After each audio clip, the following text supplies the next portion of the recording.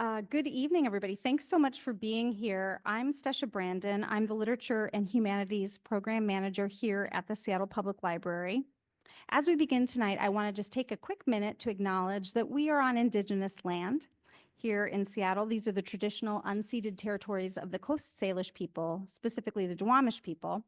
And we honor their elders past, present, and future, and thank them for their stewardship of the land. Welcome to tonight's program, celebrating Four Cultures Poetry in Public program. I have just a couple quick announcements before we get started. We're grateful to our series sponsors, the Gary and Connie Kunis Foundation and the Seattle Times, for their generous support of library programs. And thank you as well to the Seattle Public Library Foundation. Private gifts to the foundation from thousands of donors help the library provide free programs and services that touch the lives of everyone in our community. We have assistive listening headsets available on the table with the blue tablecloth. So if you find that you're having a little bit trouble hearing, you can give me a little wave and I'll bring you a headset, or you can grab one yourself there. And you got a survey as you came in. Those are just a little thing for you to fill out at the end of the event. I read all of the surveys and it helps inform the programming that we have here at the library. So I appreciate you filling that out. Tonight is the first in our spring guest curator series, which invites local luminaries to curate programs here at the library. This spring, we're doing something a little bit different by partnering with Four Culture to celebrate their Poetry in Public program. Their poet planner, Laura Day, and 6 community liaisons worked with members of the public to create poems around the theme, Places of Landing. As the Poetry in Public website explains, many of our transportation hubs, roads, docks, and recreational spaces exist directly over Indigenous places of landing. As our community grows and changes, new paths will arise. The concept of landings extends from the land itself to each person's sense of being, and we all hold memories of the places that shape our days. Poet planner Laura Day created writing and thinking prompts to engage with place, water, and season to connect literacy and land with a sense of balance, agency, and regard of place. I wanted to mention that we have some cool chapbooks that include writing prompts from the program. They have the words Places of Landing on the front, and they are on the table with the blue tablecloth as well. They are for you to take home so that you can participate in the program as well.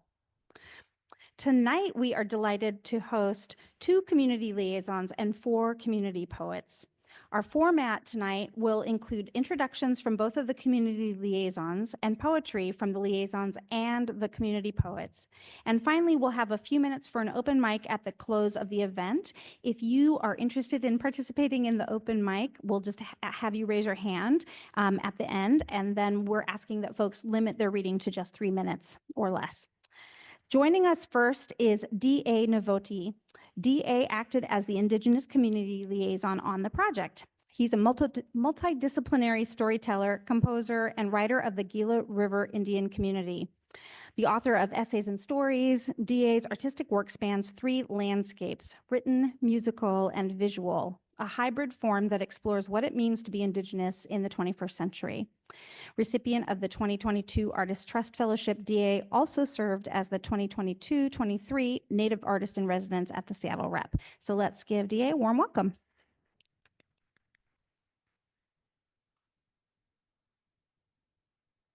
Thank you, Stesha, and I want to do a shout out to Seattle Public Libraries for hosting this event. First of all, before I dig in, I will be reading 2 poems on behalf of 2 Indigenous poets who aren't able to be here tonight, and then I have 2 poems I would like to share with you as well. But so 4 total, but before I dive in, I'm actually going to be pretty quick on my end because I know we have some readers here tonight. So I'm excited to share the stage with these poets, and I'm kind of curious, those that are reading tonight, are you a little anxious or nervous, maybe? Butterflies?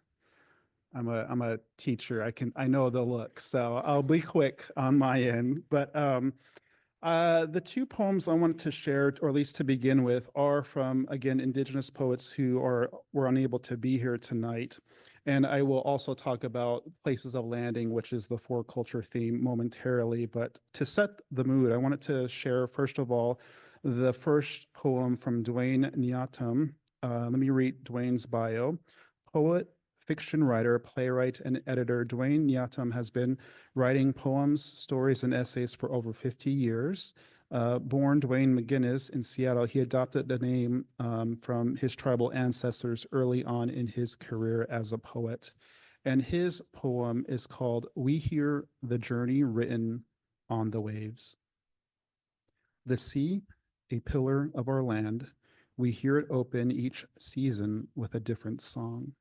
On the path to rebirth where ancestors heal sorrow and loss. The Dungeness River flows like a dream, making a difference we feel under our feet. We arrive where our people were born. Again, that is Dwayne Nyatam's poem, We Hear the Journey, written on the waves. The second one I want to share is from Cynthia Masterson, who says hello from Japan. Hello, Cynthia. When you watch this video, again, unable to come here tonight.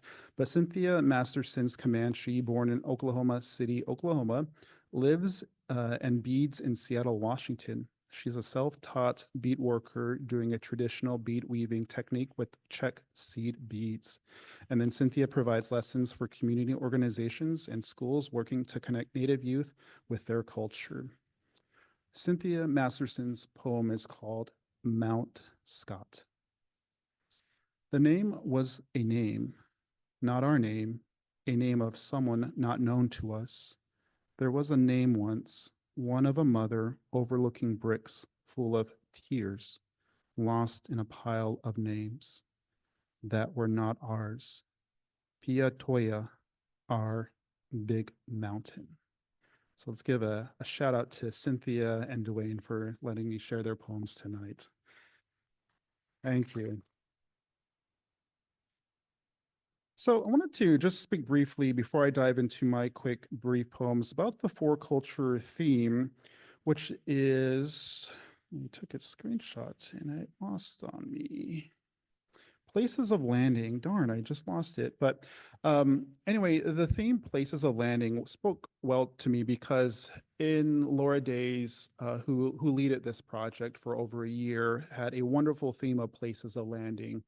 And one of the things about places of landing are not only the moments where we land within our lives, but also those moments are always continuous and fluctuating. And as I'm getting older, in midlife, I have to admit now and say that it's become even more precious, the past. And so I wanted to read two poems that really kind of think about this places of landing. And what was really poignant for me when writing these poems, these are fresh, hot off the press, by the way. And I wanted to reflect on places of landing where I've landed in my youth. And I think of April this month, a significant moment in my life where I was able to attend my first LGBTQ plus Pride way back in 2008 in Phoenix, Arizona, where I am originally from. And I wanted to just share a poem which is called just First Pride. Every year, they're here in droves, others othered into town square or at a bar or at a park, barbed with fence, lined with guards, under contract. The first Pride, post police raid, post arrests, post fight back, was a violent uprising 6 days long in 1969. Today, this morning, 2025, the news headline is Corporate Sponsors Pull Back Pride Sponsorships. Is Pride an event, an uprising, or a rite of passage? Mine was 2008, with rugby teammates marching uptown in too hot, too dry Phoenix. I waved at the watchers lined on 3rd Street. Mostly, though, I waved at bare curbs. The parade ended at a public park, barbed with fence, lined with guards, under contract. This public park had been a boarding school for 99 years for those like me, Pima, Zuni, Hopi, Yavapai Apache, and scores more from all tribes, a boarding school to Christianize, Americanize, like they did my grandmother in 1940 something. But today it's a public park where I had my first Pride, post-colonialism, post-child abductions, post-grandma. a peaceful gathering a few hours long in 2008, now called Still Indian School Park. See you next year, if we're lucky, and we always are, as every year. They're here in droves. Others othered into town square or at a park or at a bar, barbed with fence lined with guards under contract. In Congress, post Don't Ask, Don't Tell, post the Matthew Shepard Act, post marriage equality, but for how long? Tell me, you. All right. My last poem is called So Easy. So easy, creation. Pen to papyrus, thoughts to letters unto eyes, enforcing, encourage carnage. So easy, doctrine. So easy, 15 minutes, seconds, centuries elapsed. More for lovers, never marriages. So easy, hindsight. So easy, titles, essay, book, people. Run whatever letters become numbers, become data, punctuated. Who's who in this algorithmic heaven? So easy, says the devil. So easy, brevity, just like so easy, then. Thank you. All right, back to you, Sasha.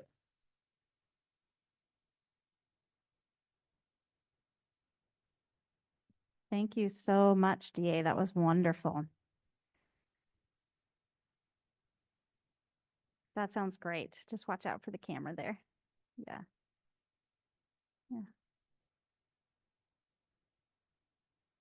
Excellent. Thanks for coming. I am now delighted to welcome Jose Luis Montero. Jose, who goes by Pepe, acted as a Spanish-speaking community liaison. He is a bilingual writer, technologist, and literary advocate. Originally from Mexico, Pepe spent 2 decades in the tech industry and explored diverse creative avenues, including radio, photography, and filmmaking, before turning his focus to storytelling. Holding both an MBA and MFAs in narrative and poetry, Pepe adeptly merges technology and creativity across the for-profit and nonprofit spheres, and his editorial journey includes internships at Copper Canyon Press and Narrative Magazine before joining the Jack Straw Writers Program in 2021. Let's see, committed to amplifying marginalized voices, particularly within the Latina community, Pepe champions equity and diversity in the arts throughout various nonprofit roles. A former president of Seattle Escribe, he now leads the board at Seattle City of Literature, the organization that manages Seattle's UNESCO City of Literature designation. And Pepe also serves as the executive director at La Sala, a nonprofit that celebrates Latina artists, and also serves as the acting executive director at Hugo House, a nonprofit writing center. Woo! Let's give Pepe a round of applause.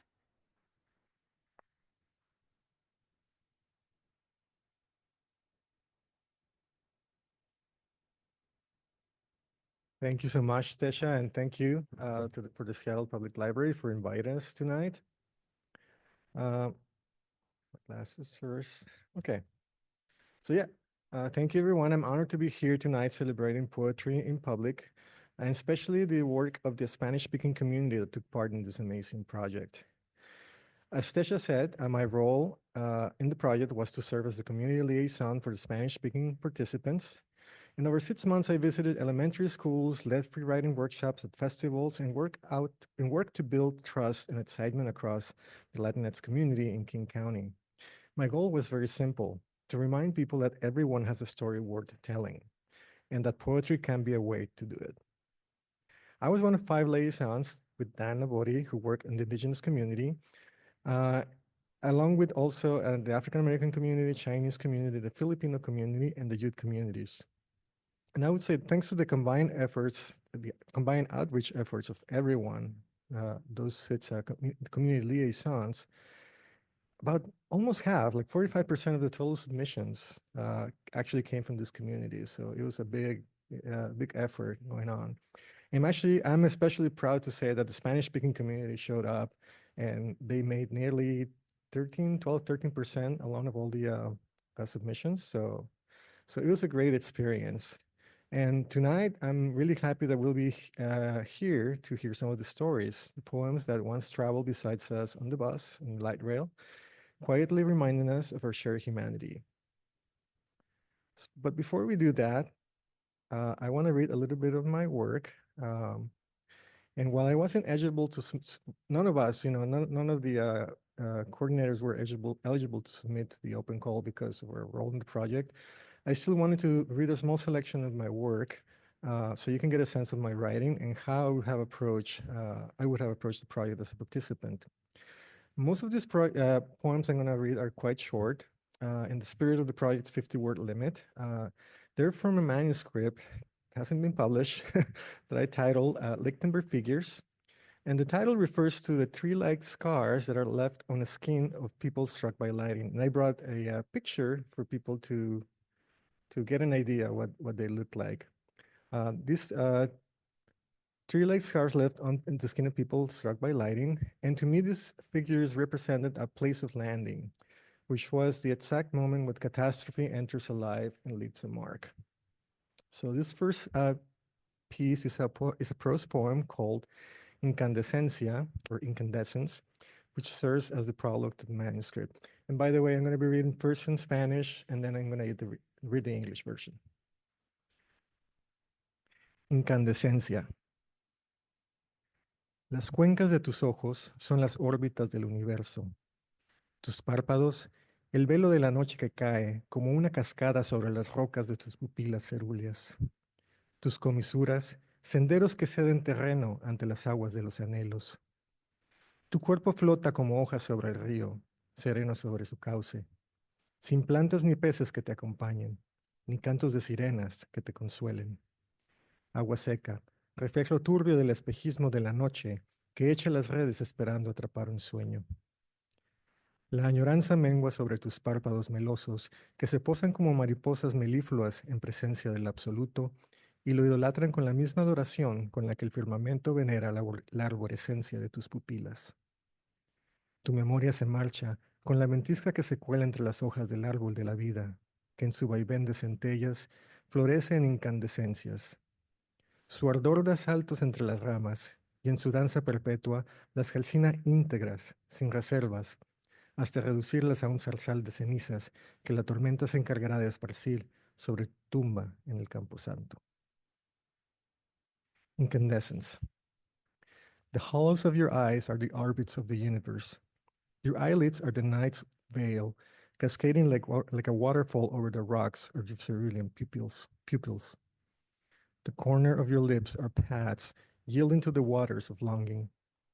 Your body floats like leaves on a serene river, untouched by plants or fish, devoid of the siren songs that might console you. Dry water, a murky reflection of the night's mirage that casts its nets in hopes of capturing a dream. Yearning wanes upon your honeyed eyelids, which alight like mellifluous butterflies before the absolute, worshiping it with the same reverence as the heavens honor the arborescence of your pupils. Your memory departs with the gust that slips between the leaves of the tree of life, which in its flickering sway blooms in incandescent splendor. Its fiery dance leaps from branch to branch, consuming them wholly without restraint until they are reduced to a thicket of ash that the storm will scatter over your grave in the cemetery. Next, I'll read a shorter poem called Perderse en el Claro, or Lost in Clearing, which is an homage to Spanish philosopher Maria Zambrano. And the interesting thing is that Maria Zambrano actually developed what Juan Fernando Ortega Murillo called el método de los claros, or the method of the clearings. She imagined thought as a walk through a forest of ideas where we become aware that we are lost, but instead of resisting, we allow that disorientation to guide us through the dense woods. Eventually, we arrive at a clearing, a space that's stripped of undergrowth, open to the sacred where light and the not yet spoken word might finally appear. According to her, it's not the poet who commands the space, but one who arrives there almost deliriously by surrendering to the mystery. So this is Lost in Clearing, Perderse en el Claro. Perderse en el claro. Perderse en el bosque, como perderse a uno mismo en el laberinto de la desolación. andar a tientas hasta encontrarse con el páramo del abandono, estepa de humo donde habitan los sueños calcinados por los relámpagos, recuerdos que aguardan el instante de la amnesia. Lost in the clearing. Getting lost in the forest like losing oneself in the labyrinth of desolation. Groping through the dark until stumbling upon the wasteland of abandonment. A steep of smoke where dreams dwell, scorched by lighting. Memories lying in wait for the moment amnesia arrives. The next couple of short poems are more existentialist in nature. The first one is called Todo o Nada, or All or Nothing, while the second one is called Susurro, or Whisper. Todo o nada. Nada estorba, nada falta, como los nidos se albergan entre el verdor, como las nueces atesoradas dentro del hueco, como el columpio que cuelga sobre el ramaje, como la fruta pudriéndose entre la hierba. Nada falta, nada estorba. All, nothing.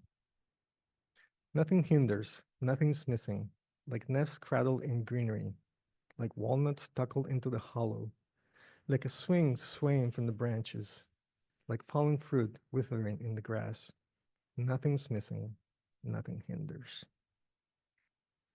Susurro. ¿Cómo hablar del otoño si los árboles se han quedado sin hojas? ¿Cómo hablar de las estaciones si el mundo ya no gira alrededor del sol? ¿Cómo deambular por los bosques si el fulgor ha consumido la floresta? ¿Cómo susurrar sus nombres si sus cuerpos yacen entre las raíces?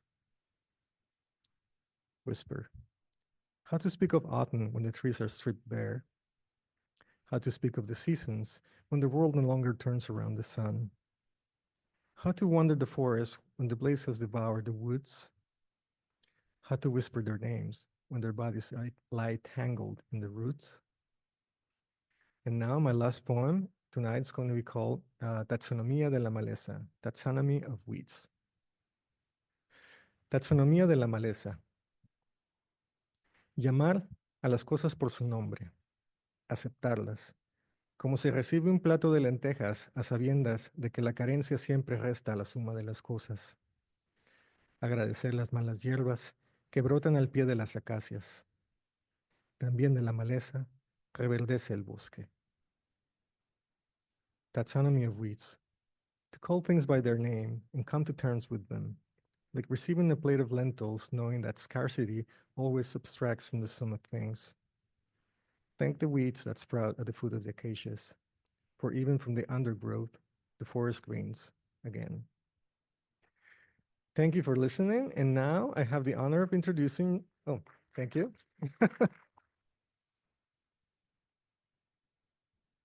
Thank you so much. Now I have the honor of introducing our first featured poet, Patricia Bañuelos, and I'm going to read her bio in English.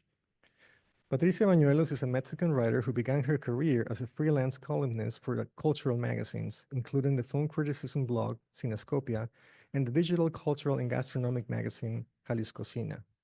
For 3 years, she was a reader on the radio show Gente de Pocas Palabras, which focused on promoting microfiction.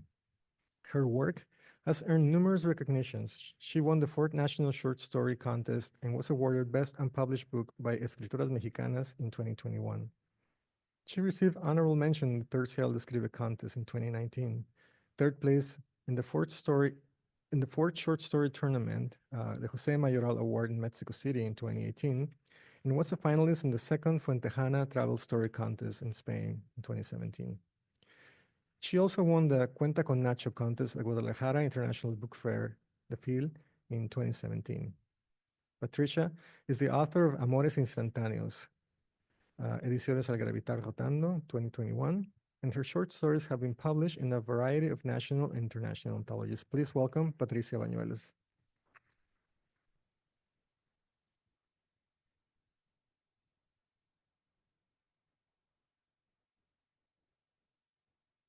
Gracias, Pepe. Gracias a todos por estar aquí. Voy a comenzar con mi lectura en español y luego continúo con el inglés. I will start with my reading in Spanish and then I continue with the English part. Temporal. No llores, volveré antes que lleguen las lluvias, prometió. Llegó uno y muchos temporales. Se dieron buenas cosechas. De él jamás se supo nada. Ella no lo olvidó. La tristeza la inundó en cada ciclo agrícola, mas no se permitió el desahogo del llanto. La milpa depende de su sequía. Seasonal. Don't cry. I'll be back before the rain comes, he promised. One and many seasonal rains came. Good harvests were produced. No one ever heard from him. She did not forget him. Sadness flooded her in every agricultural cycle. But she held back her tears. The cornfield depends on her drought. I was asked to talk about what inspired me to write this poem. Well, I must confess that for me, it's not a poem.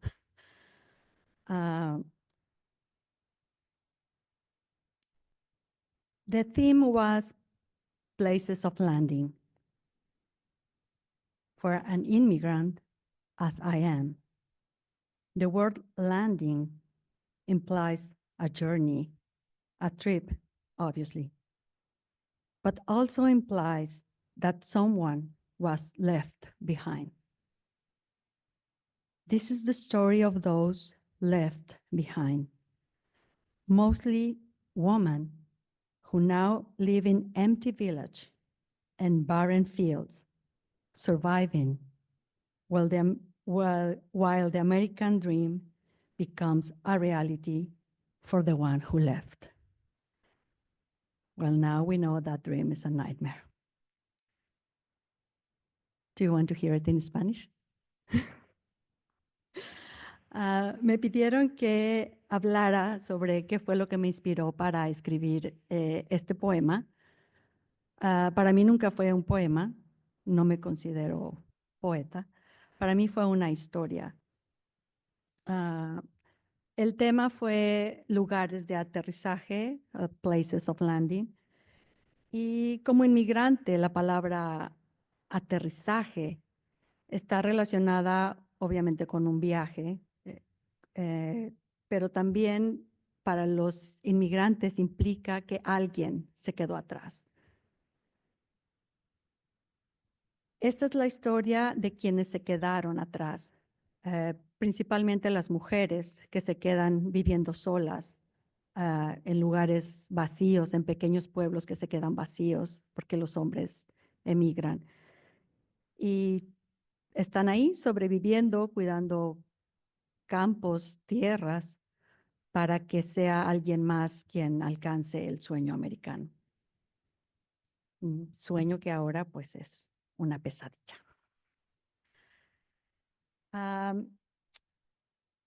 Voy a leer algo que traje. Me disculpo porque no tengo la traducción al inglés. I apologize because I don't have the English translation for this one.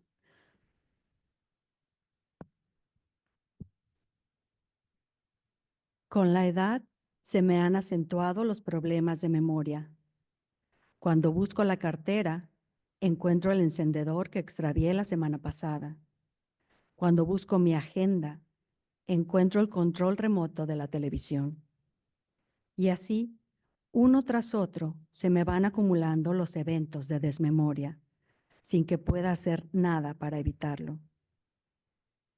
Hoy perdí un amor. Cuando desperté, ya no estaba en la cama en donde lo dejé, o donde creo haberlo dejado. Lo busqué en el baño, en la sala, fui hasta la cocina, pensando que tal vez pudo haber ido a comprar cigarros, pero nada, ni una nota siquiera. Salí a la terraza y ahí, en la mesita del jardín, encontré las llaves.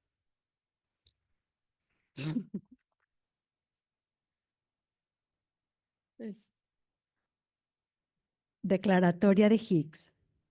En el principio de los tiempos, nada, oscuridad y vacío.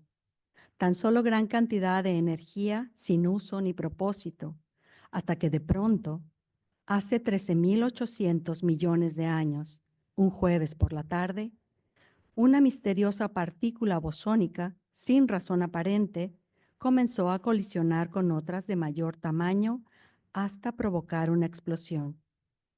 Fue entonces que de esa nada aparecieron en fracciones de segundo materia, espacio y tiempo.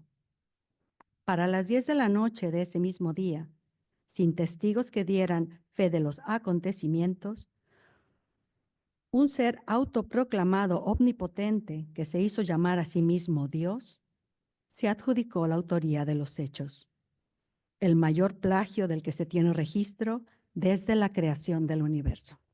Gracias. Thank you very much.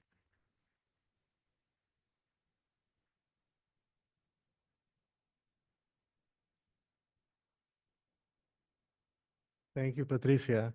And now I'd like to introduce Ana Evelyn Garcia. Ana Evelyn Garcia is a Salvadorian poet with a degree in public relations and communications from the Technological University of El Salvador. She's been a member of Seattle Escribe since 2014, the largest Spanish language writers group in Washington State. For 5 years, she served as a writer in residence with Seattle Arts and Lectures Writers in the School program, teaching poetry workshops to over 500 students in the 4th and 5th grades.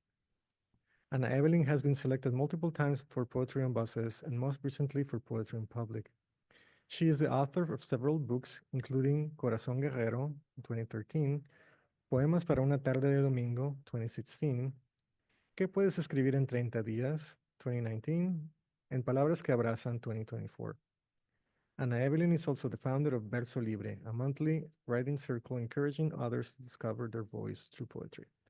Please welcome Ana Evelyn.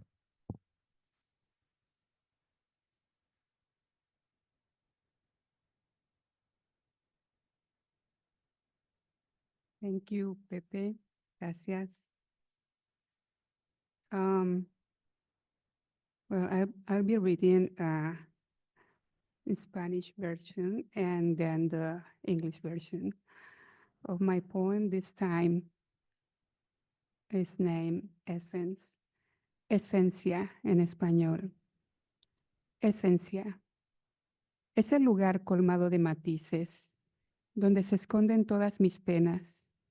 Ahí donde puedo echar raíces y mi alma se siente plena. Es el lugar que no solo esconde colores, sino también alberga tonos grises. Ahí donde mi corazón se llena de flores, ahí mi esencia trasciende y vive. Essence. That place, full of nuances, where all my sorrows are hiding. There, where I can put down roots, and my soul feels full. That place not only hides colors, but also houses gray stones. There, where my heart is filled with flowers, there my essence transcends and lives. Thank you. This is my third time participating in this program. And I think I thought in bring the other two, but I didn't find the first one. So I have the second one that it was My Body of Water. And my poem is in Spanish is Agua que sabes a sudor. Sabor a madrugada de un día incierto, a desesperación porque los niños tengan sustento. Profundas aguas que quitan el aliento, cobrando vidas de quienes persiguen sueños. Agua que te vuelve sudor recorriendo cuerpos, que eres muestra de trabajo, tesón y emprendimiento. Agua, bendita agua, nunca detengas tu río eterno. Water that tastes sweet. Taste of dawn on an uncertain day, of desperation to ensure the children are fed. Deep water that still breathe away, taking the life of dream chasers. Water that turns to sweat over bodies. You are the sign of hard work and perseverance. Water, blessed water, never held your eternal river. Thank you. As Pepe said in the biography, I have a writer's circle. So for this time in the Poetry and Publics, I encourage my group to participate, and we had, including me, 6 people that have the poem in this project, and I'm so proud of that. Thank you for this project because I think it's wonderful. It's amazing. Thank you so much.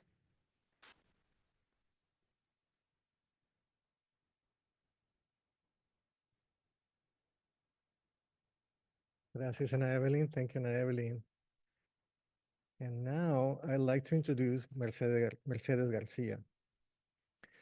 Originally from Mexico, Mercedes Garcia hails from the beautiful town of Quesería in the state of Colima, along the Pacific coast. She has lived in Washington state since 1991 and has always had a deep love for writing. She is proud to have been selected as a winner in Poetry in Public and extends her gratitude to For Culture and the Seattle Public Library for today's event. She believes that our time in this earthly plane is fleeting, but words transcend consciousness and remain forever. Please welcome Mercedes.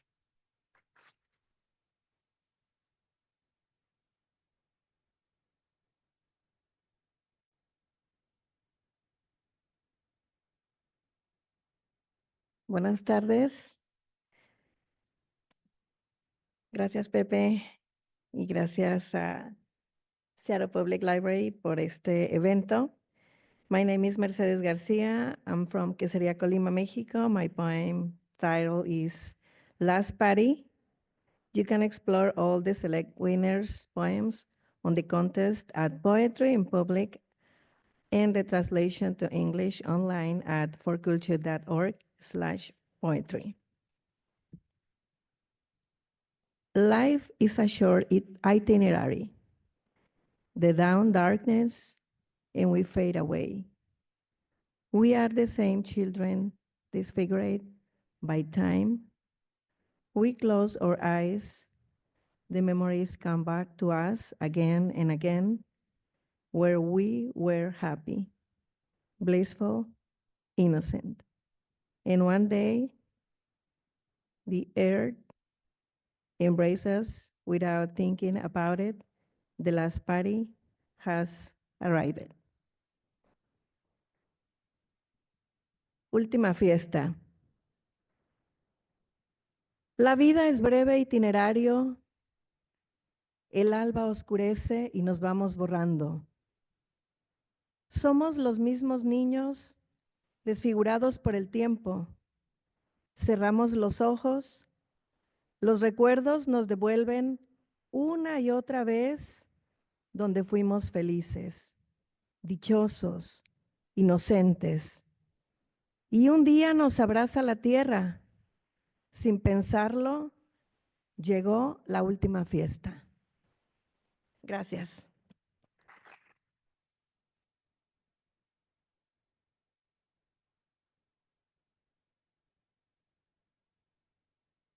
Gracias, Mercedes.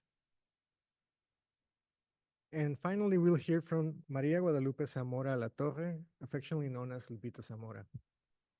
Originally from León, Guanajuato, Mexico, Lupita is a leader with over 24 years of experience in migrant development. She currently serves the migrant community through her company, Lupita Zamora Consulting LLC, and as part of the Guanajuato state government working with immigrants.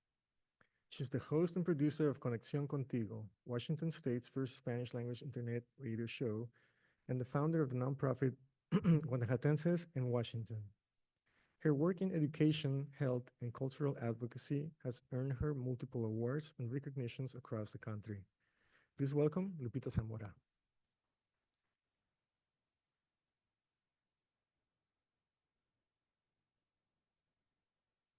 Gracias, Pepe. Buenas noches a todos. Thank you for so much this magical evening. Thank you for the opportunity to have our voices here transformed into poems, which we are enjoying. Today, thank you for Culture, Place of Landing, and the Seattle Public Library. Places of landing inspire me. The born in the state Guanajuato, in the lowlands in Mexican Republic, nestling among hills and mountains, and mist crystal clear waters, flowers, and birds, like those found here in Washington State. Guanajuato is the birthplace in great poets like Efraín Hernández, musicians like Juventino Rosas, paintings like Diego Rivera, and singing and songwriters like Jorge Negrete, José Alfredo Jiménez, and many more. Tonight, I can imagine Seattle being that cradle for all the artists, and thus we write to joy and we continue to live in our marathon and reading. No matter where they come from, I'm sure you carry within your words transformed into poems. Muchas gracias a todos. Esta noche parece mágica, me encanta. Gracias por la oportunidad que se escuchen nuestras voces convertidas en poemas y que estamos disfrutando gracias a Place of Landing for Culture en the Seattle Public Library. Places of Landing me hizo inspirarme en el estado donde yo nací. Su nombre es Guanajuato, en el Bajío de la República Mexicana, entre cerros y montañas, entre aguas cristalinas, flores y pájaros, como los que hay aquí en el estado de Washington. Guanajuato es cuna de grandes poetas como Efraín Hernández, músicos como Juventino Rosas, pintores como Diego Rivera, cantautores como Jorge Negrete, José Alfredo Jiménez y muchos más. Esta noche puedo imaginar que Seattle será esa cuna a todos los artistas a los que escribimos con alegría y que seguimos dejando huella a través de nuestros escritos. No importa de dónde vengas, estoy segura que traes dentro de ti palabras convertidas en poemas. Bueno, mi poema se llama Quédate aquí conmigo. Admirando el paisaje diariamente, recuerdo una canción de mi niñez, entre cerros y montañas, imaginando la conexión en otro lugar lejano, sintiendo mi pueblo encantador, con honor a tierra mojada, con ríos de agua cristalina, árboles y pájaros. Abrazando mis recuerdos se pierden mis lágrimas, viviendo cada día. Y en esa hay una parte de una canción que me inspiró. I'm sorry, I don't sing in English, ¿ok? Le voy a cantar nomás poquito en español. Entre sierras y montañas y bajo de un cielo azul, como en una inmensa hamaca bañada por el sol, está mi tierra, tierra de mis amores, tierra bendita que me vio nacer. Mas al paso de los años todo aquello ya borró y mi tierra en su seno a mi amor cobijó. Mi Guanajuato, yo solamente quiero un rinconcito para descansar en él. Bueno, el poema en inglés. Gracias. No sé cantar bien y menos en público, pero bueno, hoy no es karaoke. I'm sorry. Stay with me, gazing upon the landscape every day. I remember a song from my childhood. among hills and mountains, imagining the connection the other place. So distant, feeling my charming hometown, with the fragrance of damp earth, with rivers of pristine water, trees, and birds. Embracing my memories, my tears are lost. Living a Thank you.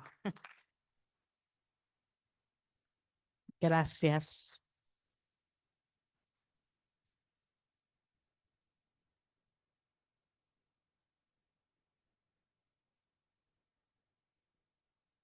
Let's give one more round of applause to all of our readers. This has been great. Well, we've come to the point in the evening where if any of you brave souls that have not already read want to read, we have a little space. We're holding some space for an open mic. Anybody feel inspired? Everybody looks away. Okay, no pressure, no pressure at all. We'll just kind of hang out here for a minute. Say, okay, all right, nobody wants to read, no problem, I feel you.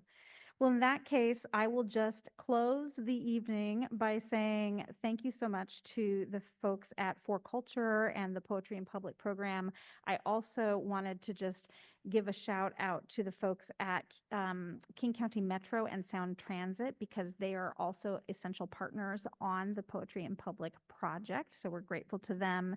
And of course, the folks I shouted out at the beginning, the Gary and Connie Kunis Foundation, the Seattle Times, and the Seattle Public Library Foundation.